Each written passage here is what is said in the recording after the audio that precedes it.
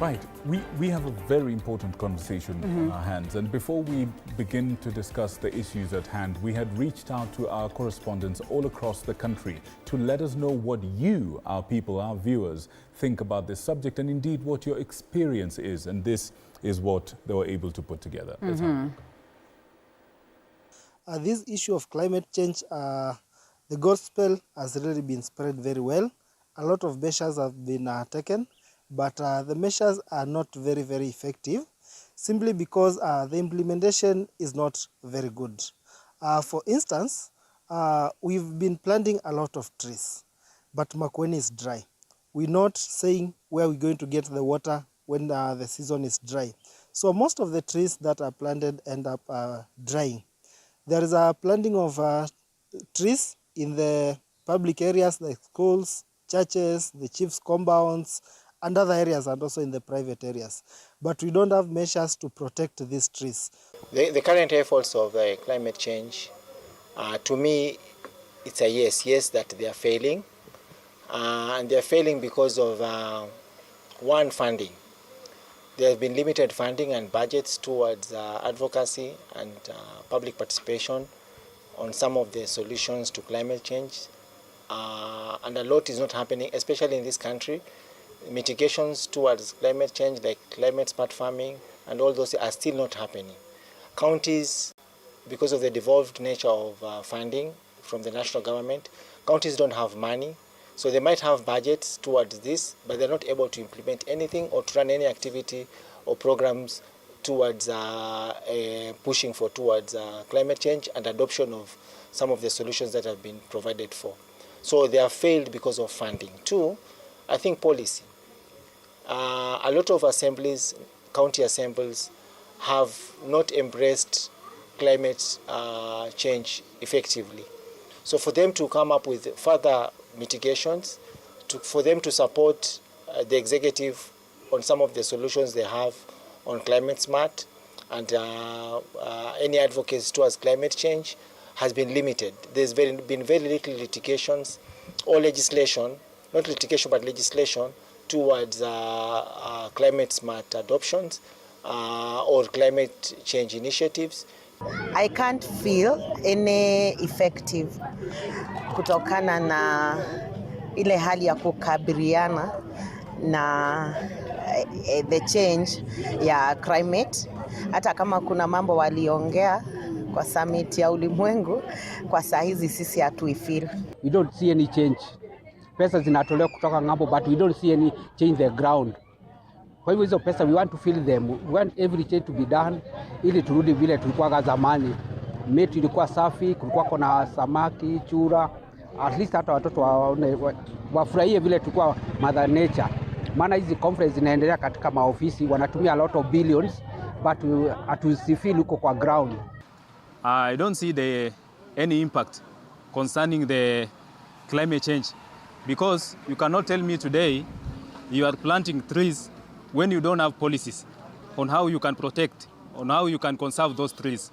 Huwezi kuona kitu naitwa kilimo katika kaunti yetu ya Turkana. Ni kwa sababu gani? Tutalima na tunaweka mbegu chini, kitu gani kitatoa mbegu hiyo chini ya mchanga? Sababu hali ya anga imekuwa ni pali pabaya sana. We are having two phenomena at the same time. Number one, we are having the surge of the lake, that is Lake Victoria, that has increased its volume, but we are also facing perennial flooding because of the ongoing rainfalls. These have really created a lot of havoc within the community and violating human rights. Number one, we have people who have been internally displaced who don't have a place to call home, no roof on top of their heads. Their farmlands have been submerged, and we are also talking about high rates of wildlife animal conflict. Here we are talking about hippopotamus that are marauding within the community, scavenging for pasture because their grazing lands have been submerged.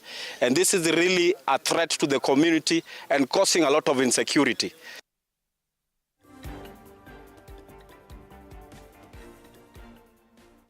Right, so those are some of the views of the people that we reached out to. As you could tell from the different pieces, they all came from different corners of this country. We had views from Turkana, we had views from people in Makueni and Machakos and Tana River, people who felt the brunt of the flooding and other issues like that. We've had people who've had rainfall systems completely change on them, completely disrupting their agricultural processes and so on. These are some of your views. Now, tonight we are honored and blessed to have a big group of people, all of whom have something to say about this subject matter. A lot of them have hands-on experience on all the topics, all the subtopics under this umbrella topic that we have tonight. So, ladies and gentlemen, allow us to begin the conversation, and we are truly honored to have quite a diverse panel to help us kind of break it down and understand what it is we need to understand. Who do we have, Linda? The gentleman on a set right next to me is Tendai Mtana, Chief of Party Blue Savannah.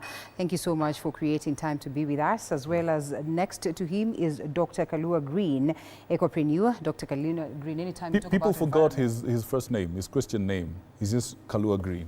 Kalua Green. That's who he is. Karibu sana. You know, Karibu sana sana. He likes it that way, Sindio, which is a very good thing. And next to Kalua Green is David Inyang or Inyo. You'll tell us. David, you will tell us that, right? Agribusiness specialist. Thank you for creating time. Joseph Ngodhiru, founder, IPAC co-founder, Msitu. The M-Situ, right? M-Situ. M-Situ, as well as we have Kaluki Paul, Executive Director of Kian International. Thank you so much, gentlemen, for creating time. I'll be taking the face of the ladies, so you need not to worry. The two-third gender role is intact, right? To quote the late, great Whitney Houston, you are every woman. Is that Whitney or Shaka Khan? I might be... The music lovers, you know, Whitney. You are the woman. all the women, right, all every the women woman. here. And here we are. So we get to the very important conversation. And of course, gentlemen, I'm sure you've heard what it is that Kenyans have to say. It's quite a good thing to notice and to see that Kenyans are, you know, really involved and are aware of what's playing out. And we all admit that at 86%, or perhaps 86% of the population admits that indeed we are in trouble when we're talking about the state of the environment. So where do we begin? Because there's the question of policy, there's the question of finance, there's the question of innovation and technology that we had COP28, and here we are at COP29. Just how much have we achieved? What about all the other COPs? You know, what about all of them coming to 29? I think we should start by framing this thing. And climate change is often framed as an existential threat. You know, it's something that demands urgent action. And of course, it brings about a question. Do we all think that this urgency is being effectively communicated to the public? Or has it led to a sense of fear and sometimes apathy instead of action? Let me just get a round of responses, starting with you, sir. Well, Victor, you touch on the key word, which is framing. And through every frame is a perspective. So we've got to ask ourselves through whose frame and what frame are we actually having this conversation about.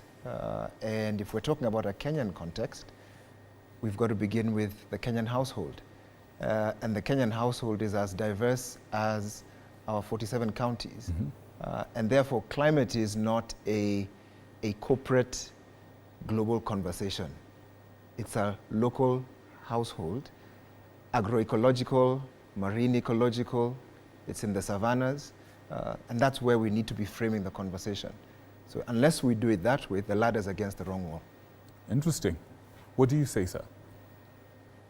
Thank you for having me. Karibu sana. We have a great nation. Absolutely. And we have a lot to do. And it is only us that who can do what we must be able to do. A nation can only be as great as its commitment to connecting with its populace in as far as enhancing their livelihoods is concerned. The moment there is a gap between the populace and the policies, there is work to be done. Have we tailored the messaging? Have we tailored the messaging then to reach out to the populace, the demographic, and in this case then as the country and the global space? The question is? Have we tailored then this message? I believe, and I believe we have a great team that is going to handle this. I believe that a lot has been done by the ones who went ahead of us, and particularly when we are talking about climate change. There's a vast space that we need to deal with. The nationally